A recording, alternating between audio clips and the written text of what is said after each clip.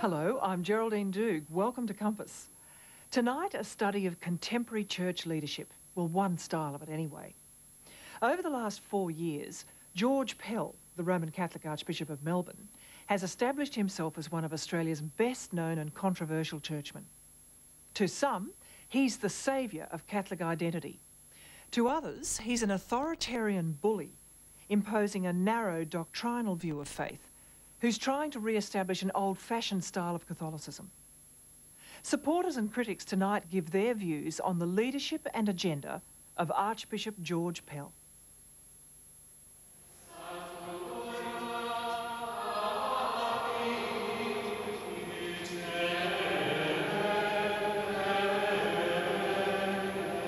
Sometimes Australian people come to me and say to me, "You're very lucky to have your faith."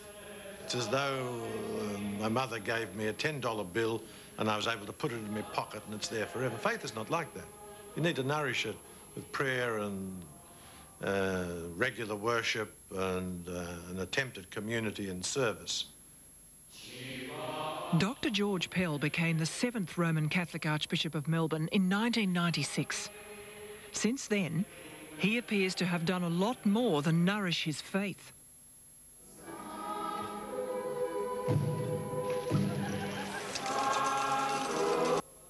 We shouldn't be encouraging gambling too much. We believe drug taking is wrong and sinful.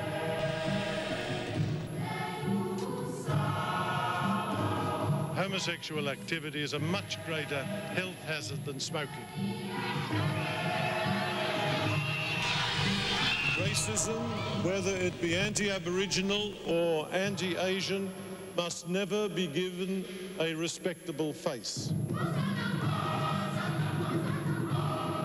The Archbishop and many others would claim wide community support for his forthright moral pronouncements.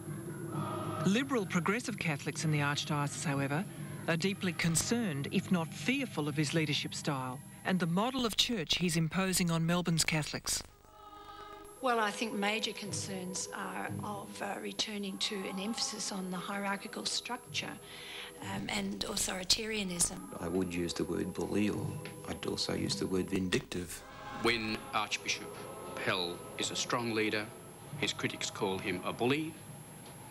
When he doesn't come up with all the goodies that ultra-conservatives want, they call him a wimp. Well, that puts him rather in the middle of things. When I told a colleague of mine I was to interview you, she said, George is of the punishing Catholicism. Does it bother you that that is an image she chose to use? Probably in practice, over my priestly life, I would have been probably inclined to punish too little. But I do believe in pointing out that any sort of progress or achievement comes at a cost. It's a bit unfashionable to say that, but it's totally true.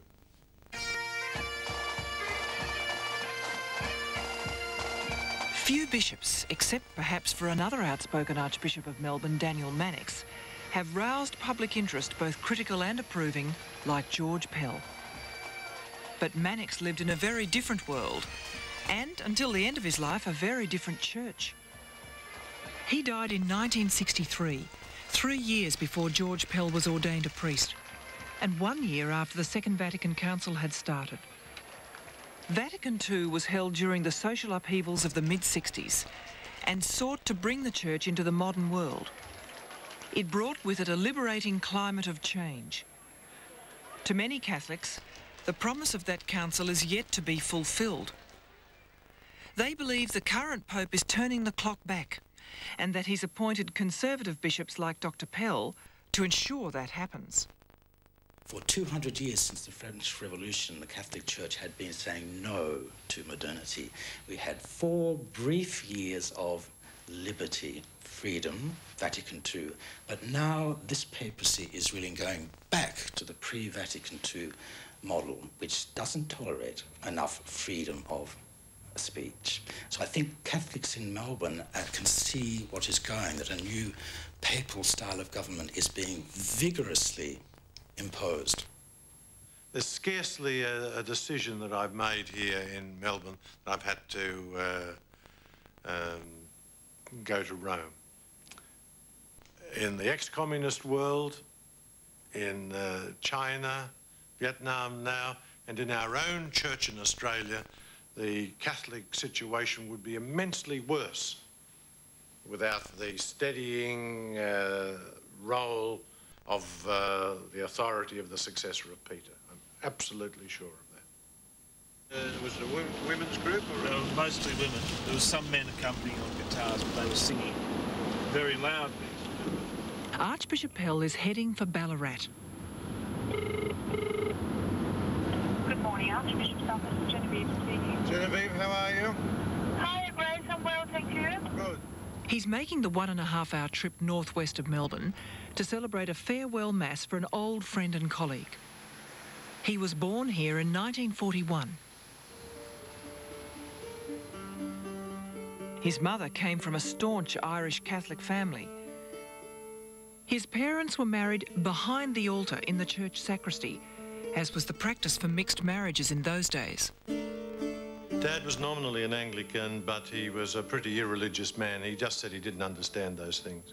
And I think that gave me a bit of an insight into the attitude of a lot of Australians. They're not anti-religious, most of them. They're not really just quite sure what we're about. Why was it that your father didn't exactly favour you becoming a priest? Oh, he thought it was a great waste. Did he? Yes, oh, yeah, and said so. What did he want for you? Well, he realised I had a few brains. I had some ability at sport. He would have liked to have seen me a doctor or a lawyer or possibly go into politics, but he certainly thought it was a waste going into the priesthood. And let you know. And let me know, that's right. Good to see you, George. Yes, thank you. Thank you. Oh, see you. Thanks. The one and only George. Yes. Back where we started, George. Yes. Those few brains and ability at sport saw George Pell dominate at St Patrick's, the Christian Brothers College at Ballarat. Here he was to become head prefect and an outstanding footballer. Public service, maybe the university. The young high achiever was occasionally humbled by the fiercely disciplinarian brothers. In this case, the Latin teacher. I remember on one stage I must have been staring him a bit because he used to have a righteous stutter when he got a bit upset. And he said to me, Pell, he said, I hope you miss. And then, instead of letting me go for a couple of lines, he kept me going until I made a mistake and then strapped me. There were written rules and unwritten rules. And if you felt you'd misbehaved within the rules and you were whacked for it, we took that. If people felt there was an injustice, you might occasionally resent it. And we knew where we stood. And we pushed it out. And we pushed it out and enjoyed doing so. That's right. So you said that the rod should be stressed a little more at times rather than the carrot. And if I read you correctly, the carrot has been the emphasis in Australian Catholicism. Do you represent the rod? I hope not just the rod, but you do need both. But you've got to be very judicious and wise in applying an appropriate discipline. So, for those who believe that there's a kindness and a compassion somewhat lacking in the face of the modern Catholic Church to Australian society, what would you say to them? I'd say go to our parishes, go to our hospitals, go to our social services, go to our schools. Have a look at what we do. And you'll find that, look at our struggle for social justice. You'll find a ton of compassion there.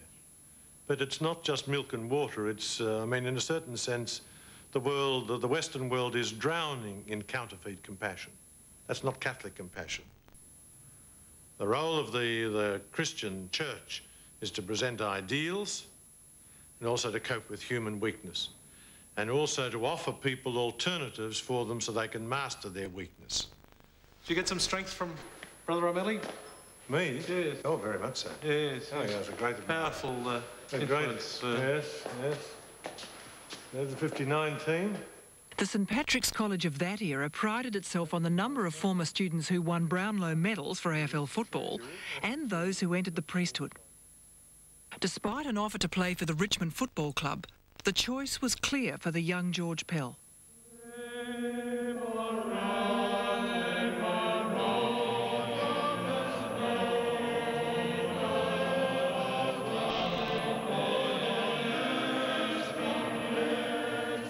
In 1960, the 19-year-old entered Corpus Christi Seminary at Werribee, west of Melbourne.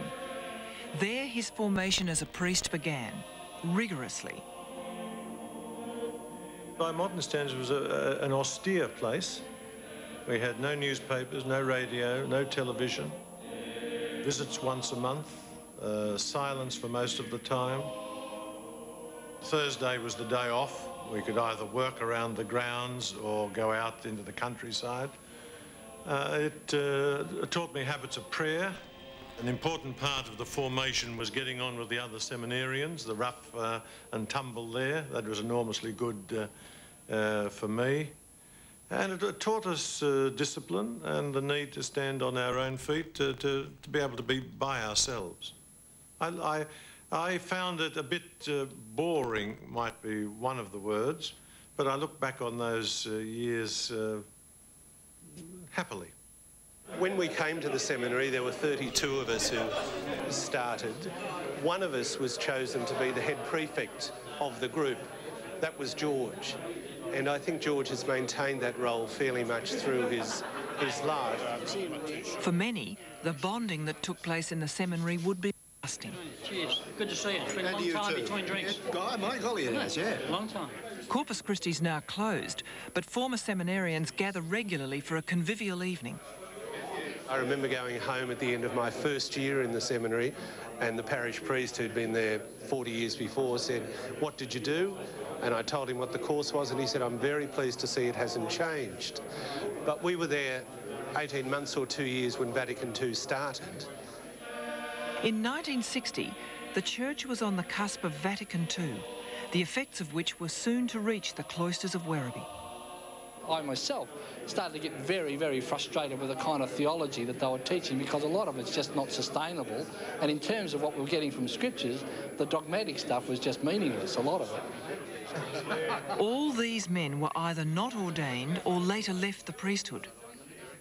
It would be an overstatement to attribute all this to Vatican II reforms.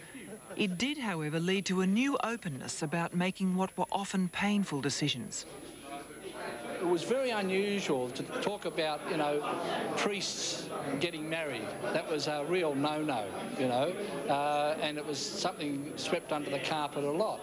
But as we went through our period of training, you could see this was going to happen more and more.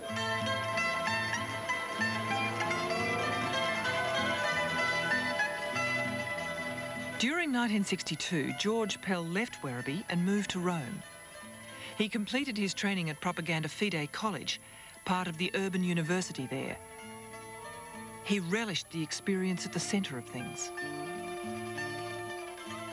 Well, study in Rome for me was a liberation. The seminary life was easier than it was here in Australia. Students could smoke. We had wine at meals, apart from breakfast. Sure? You could go out into the city of Rome on Thursday afternoon and Sunday afternoon. They mightn't be big things, but we couldn't do those in the seminary here. But I was there for 3 of the 4 sessions of the council, of the Second Vatican Council. You know, there were thousands of bishops in Rome. It was a very, very exciting time. The newly ordained Father Pell left for the England of the swinging 60s to immerse himself in the intellectual and sporting life at Oxford. He watched the implementation of Vatican II and began to analyse the boundaries of reform. Most of the students who studied in Rome with me, the Australian students, immediately before and after, either weren't ordained or were ordained and left. Colossal, great loss to the Church. But that taught me the danger of an itch for reform that can take over and consume people and run right beyond the bounds of possibility. And so it's made me a little bit wary of that sort of inflated optimism or ambition for change. So it was utopian, you think? Yes, I think it was. Yes, I do.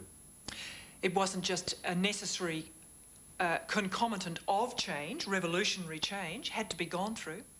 Very possibly it was, but nonetheless it was still utopian, and it is still... we've paid a great price. Not so much in Australia, but in some parts of Europe. Say the Dutch Church, the Catholic Church in Holland, before the Council, was stronger than the Irish Church. It had more missioners per head overseas. It's now the World Centre for Euthanasia. It's a great centre for drugs. I doubt if 5% of the Catholics there would be practising. I know in Utrecht they haven't had a vocation to the religious life in 20 or 30 years, and they have 3 seminarians for 1 million Catholics. Catholic life has collapsed. I'm very much aware of that, and I'm quite determined that if I've got anything to do with it, the Church in Australia won't follow a similar path. I don't think the Catholic Church was falling apart at all. What was falling apart is Christendom. That is the imperial Roman style of government, which is in tatters. Philip Kennedy's a Dominican friar who teaches theology at Oxford. Originally from Melbourne, he taught in the Archdiocese under its former Archbishop, Sir Frank Little. He visits the city regularly and keeps in touch with events there. In the 70s, there was a healthier view in the Catholic Church under Pope Paul VI, who died in 1978. He wanted to encourage collegiality, that is a more cooperative style, we'd say now a democratic style of leadership in the Church. But the new Pope has gone back to a style of leadership which is very vigorously unidirectional, one way. And so he is imposing all around the world bishops who will impose papal views and often stymie discussion with local communities. A sense that church reforms have been stymied is not confined to dissident theologians or laity. Retired Sydney Bishop John Heaps made this observation about the decline in church numbers after Vatican II in his book, A Love That Dares Question. When the emphasis on sin and hell was lessened, people left us in droves. This causes me to ask, what sort of church did we have when the motive for worship or morality was fear? I don't know that it was, or believe that it was the only reason people left, but I believe that it seems to me that a feeling of guilt was a big motivating force. Bishop Heaps' style of leadership was the antithesis of the imperial monarchical model, which many believe has been imposed under the current papacy. In my personal experience, consultation has always worked, and has always worked for the good. John the 23rd believed in consultation. He put his heart where his actions, where his beliefs were, and called the Second Vatican Council a risk. Now, in human terms, God took an awful, awful risk when he gave us freedom. And we've mucked it up to a large degree, but he still continues to give us freedom. Why? Because you can't love without freedom. But if you can love, it also gives you the power to hate. But evidently, God believes, or God knows, the risk is worth it. A Christian leader, above all other leaders, should know that the risk is worth it. Up the escalator. Going to New Heights? Last August, Archbishop Pell gave a lecture at the conservative Sydney-based think tank, the Centre for Independent Studies. His subject was Catholicism and the architecture of freedom. A key need for thinking about freedom today is to explore further this notion of genuine human fulfilment in the face of the many crude versions of subjectivism and relativism sweeping our society. He went on to express a view not traditionally held by most Catholic theologians, about the primacy of conscience. Now, one practical conclusion from this is that Catholics should stop talking about the primacy of conscience. It's a shortcut, which often leads the uninitiated to feel even more complacent while doing their own thing. That surprised me because that goes in the face of a very long-standing Catholic tradition which recognises the primacy of conscience. Under current leadership, Archbishop Pell, and I suspect the Pope, want to regard conscience as a matter of conforming one's own reason and will to what the bishops say. But that's not the ancient view of conscience. The ancient view of conscience is simply, basically, for Thomas Aquinas, is reason applied to a particular kind of action. What has led you in the formation of your own conscience to say, and I quote you, the doctrine of the primacy of conscience should be quietly ditched? One of the papal documents speaks of it as a proximate norm, but it does not have the primacy. We stand under truth, must respect human rights, the rights of other people. We stand under the Word of God. We stand under Christ's teaching. That's what I mean. And a lot of young people are growing up and thinking, I'll paint my own moral picture in my own colours. I'll decide what's right and wrong. Towards the end of his Sydney lecture, Archbishop Pell noted the legacy of the freewheeling peace and love Woodstock generation, who did their own thing in the 60s. He believed this had inevitably progressed to a decline exemplified by the mayhem of another Woodstock concert 30 years later. 30 years of myth-making shouldn't conceal the darker side of the first Woodstock, celebrating peace and love. A violent minority, no doubt influenced by an ugly mixture of drink and drugs, were heavily into fighting as well as fornication. The last song of the gathering, as the ambulance sirens wailed through the smoke and the mayhem, boomed out from a group called Cracker. Its chorus summed up the scene. Don't fuck me up with peace and love.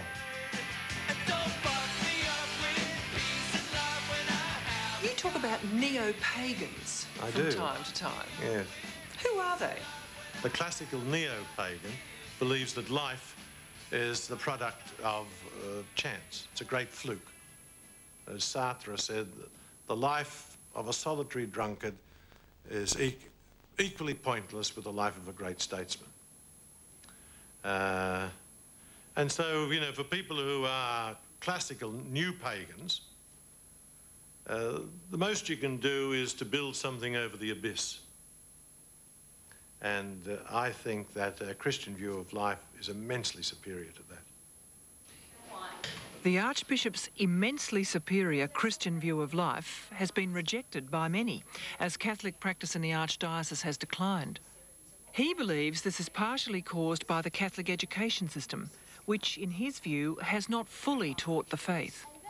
I think Christ believed that human life is a great drama, and he certainly set it out that some people will be rewarded for a life of goodness and faith, and there's a possibility that some people will be punished. That's right through the gospel. It's impossible to escape it. But we shouldn't be frightening people with hell, but certainly senior primary, junior secondary, we should spell out what Christ's teachings on these things are. Any of the boys interested in the footy? Oh, yeah. You've got a few Geelong supporters amongst them. Any Richmond supporters? Yeah. George Pell is no stranger to teaching. After receiving a doctorate in history at Oxford, he returned to Victoria in 1971. He then went on to hold important posts in the Catholic education system and is now bringing his vision to archdiocesan schools. There is generally goodwill, not great hostility, but a vagueness of awareness of the whole Catholic tradition. And that is what has to be remedied. It is not just, this is a problem generally in the Western world. Monsignor-Peter Elliott is Melbourne's Episcopal Vicar for Education. He's also an old mate of George Pell, whom he met at Oxford. George Pell was a major influence in my life at a very difficult and critical point. I was an Anglican theological student at Oxford, and in fact we went up to Oxford the same year, at the same time, and that's where we met. And My crisis of faith and conscience began then, because I was very drawn to the Catholic Church. And he was there to stand beside me. In fact, those were his words, "I'll stand with you." I've got the CD-ROM here that you asked to look at, because His team is currently drafting new religious education texts. The material will be based on the Catechism, the Vatican's official manual of Catholic doctrine. I compare the Catechism of the Church to a very rich chocolate cake. You'd only eat a small slice at a time, but there's so much packed into every section. It's beautifully presented, but more than that, it is solid content.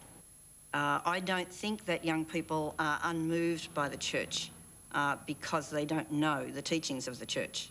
I mean, young people have always only minimally known the teachings of the Church, I think, because they're very complex. Not all Melbourne's Catholic educators are convinced that a religious curriculum centred around the Catechism is the way to go. Brigid Arthur is a Brigidine sister and a teacher with 40 years' experience. She is a policymaker for Brigidine schools in an area which includes Melbourne and Adelaide. I think that young people are grabbed by a whole passion, and that's in all sorts of arenas. But with regard to the Church, a passion for goodness, a passion for justice, a passion for doing something to change the nature of things that are wrong.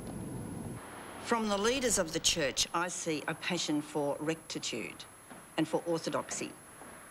I'm sure that that's born out of some deep concerns that the leaders have, but I personally don't see it as something that's going to grab or sway young people. You don't check your brain in when you come into a Catholic church.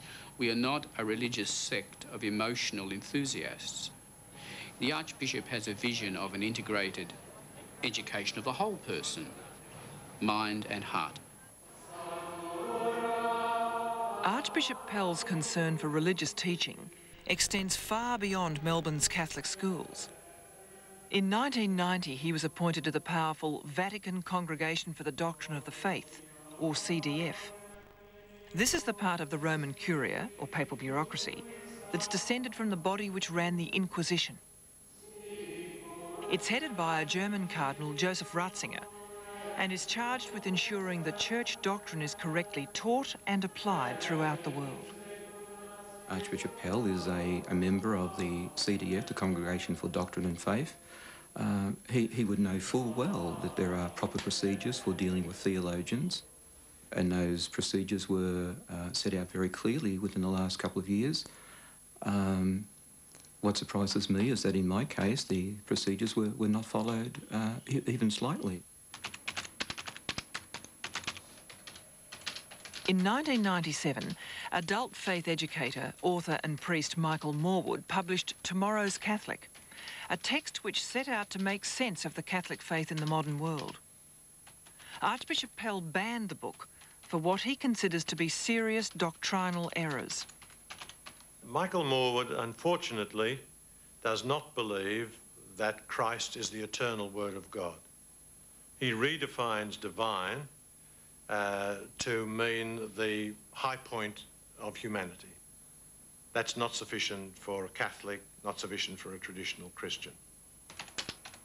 In a meeting with George Pell, Father Morwood was told he would have to sign a profession of faith, which included submitting to the teachings of the Church as explained by the hierarchy. He was also told that irrespective of consultation with other theologians, his Archbishop would have the final say in the matter. I respect the fact, and we respect the fact, that the Archbishop has a responsibility of to ensure that correct doctrine is taught in the Archdiocese. To ask them whether the Archbishop has the last say, I would expect today that any bishop or archbishop or cardinal even would have, I guess it's the sense, to consult theologians.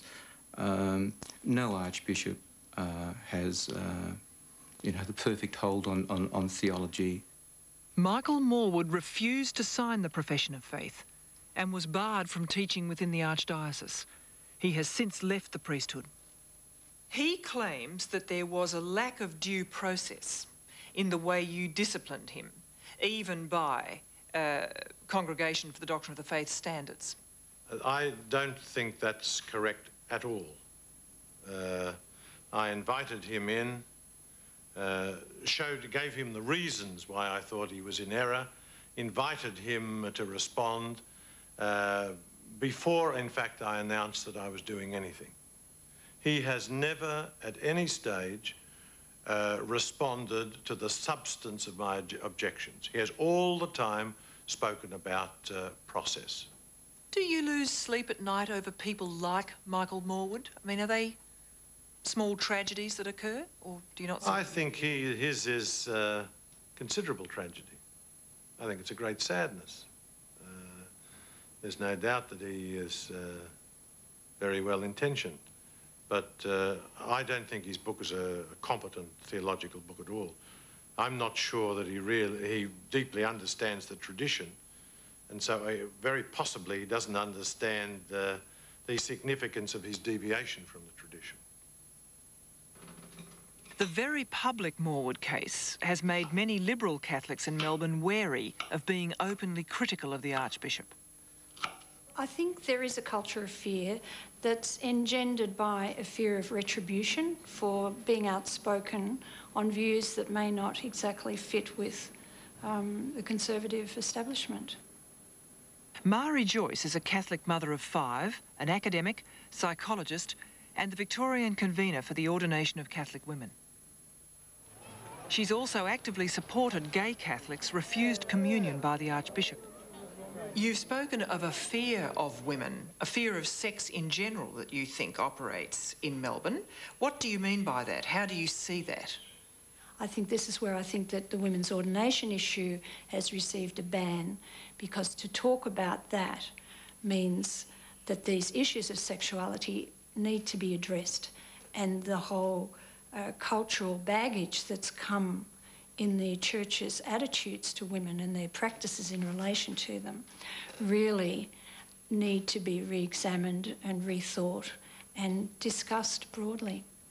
This issue won't go away, but I think people in the conversation, we might be right or we might be wrong, but the official Catholic teaching is that it's not an option. I think that he is a letter of the law man in the sense that he understands there are given truths and that they need to be applied and accepted and followed, and that's the model of the Church that he has.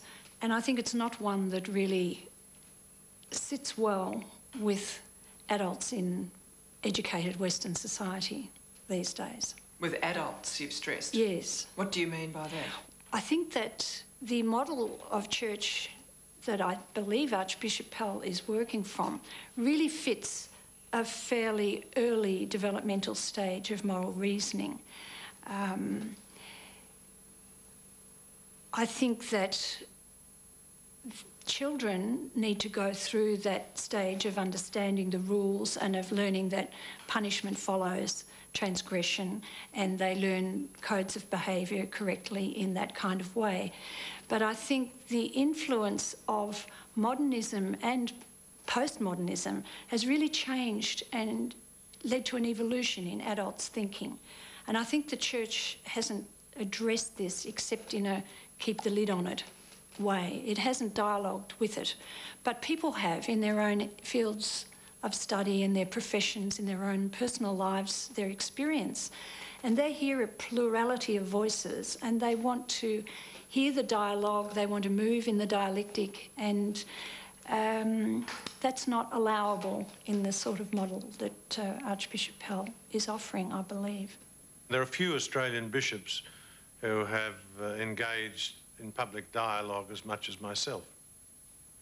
I very much believe in trying to establish as much common ground as possible, not just with other Christians, although I've consistently contributed there, but in the public conversation about what's good for Australia. Have you ever been shifted by any of those people in your views?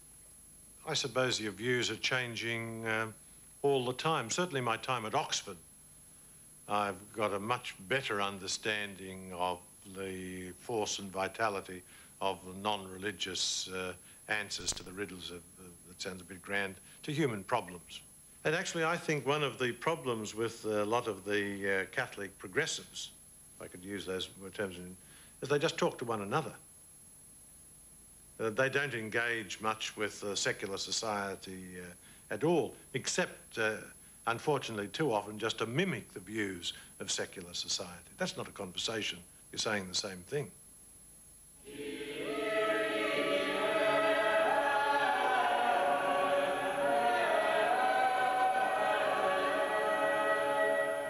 To what extent George Pell is persuaded by consultation may not be evident to his critics. And although he may engage in dialogue with the secular world, he is wary of it. You've argued in a recent lecture that the more any religion accommodates to Australian society, the faster it disappears. I think there are already statistics for that. We're not deeply into religion, and I think we're living a bit on a Christian overdraft. And I think that Christian overdraft might be running down. I think underneath, things are not as well as we might like them. The motto George Pell chose for his Episcopal coat of arms is, "Be not afraid," suggesting perhaps a man calling for boldness in a struggle against an unbelieving secular world. Your motto is, "Be not afraid." What is your worst fear? My worst fear is that the church in Australia will follow the church in Holland and just follow the fashions of secularism and become an absolute shell, and that we won't remain faithful to the teachings of Christ in our teaching or in our actions. That's my fear. I don't think it's likely to happen. I think we're now much better aware of the dangers, as I said in another place, of the bland following the bland. But not everyone is convinced that that's a mistake. Can Melbourne contain him? Dr. George Pell's struggle against the fashions of secularism goes far beyond his archdiocese. His millennial overview is a global one, citing portents typically grand-scale and contentious. I think one of the surprises of the next millennium might be, in a number of societies, you'll see the great traditional foes of Islam and Christianity, those two great monotheistic traditions combining to try to resist the forces of secularism.